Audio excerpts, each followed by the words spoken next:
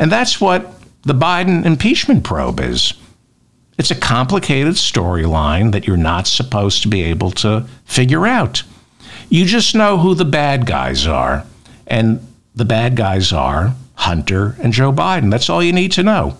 And the heroes, the Sam Spades, the Humphrey Bogarts in all this, are the three chairmen of the three committees charged with conducting the Biden impeachment probe. The three of them are tasked with digging into the Biden family's international crime syndicate. And these three men have sterling reputations. They exude character. They drip integrity. They're veritable G-men straight out of one of those old FBI comic books my father used to read. They're the untouchables. There's nothing on these three men, because it would be the height of hypocrisy for these three men to drag Hunter and Joe Biden through the mud if they themselves had any dirt on them. Take Jim Jordan, for example, the chairman of the House Judiciary Committee. Nobody cleaner, squeaky clean Jim Jordan.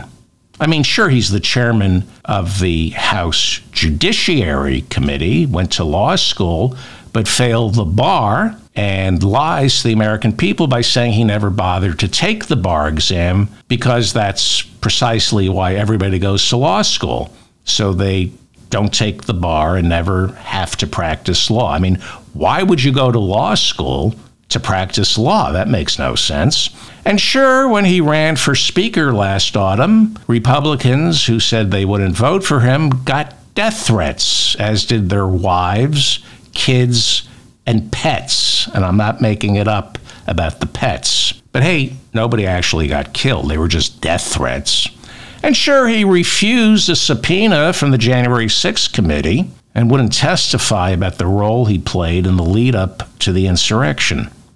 He wouldn't answer any questions like why was he talking to Donald Trump before, during, and after the attack on the Capitol. But that's all there is on Jim Jordan. Nobody's perfect. He lied about passing the bar, threatened to kill the people who wouldn't support him for speaker, and he tried to overthrow the United States government. But that's all. Nobody's perfect. That's it. Nothing else on Jim Jordan. Oh, right. When he was a wrestling coach, hundreds of his players were molested by the team doctor, and he didn't see it. Some guy named Dr. Strauss was molesting hundreds of wrestlers at Ohio State. And when Jim Jordan, Coach Jim, was told Dr. Strauss was molesting his wrestlers, Jim Jordan reportedly said, "Yeah, that's Strauss. Yeah, that's Strauss." Like it's a sitcom, like it's the name of a sitcom. Yeah, that's Strauss. And of course, there are accusations that Jim Jordan engaged in witness tampering, trying to prevent the wrestlers from testifying about what exactly Jim Jordan knew and how he covered it all up for Dr. Strauss. But other than aiding and abetting the sexual assault of the wrestlers he was supposed to be coaching, ignoring a subpoena to testify on what exactly he knows about the attempt to overthrow the government of the United States and how much he participated in that, and of course all the death threats against the families, members of Congress who didn't support him for speaker, and of course failing the bar and yet thinking he's qualified to chair the House Judiciary Committee. Other than all that, Jim Jordan, straight shooter.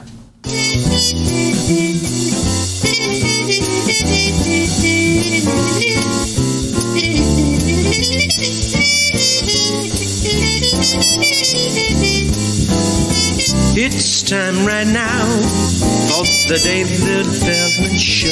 So get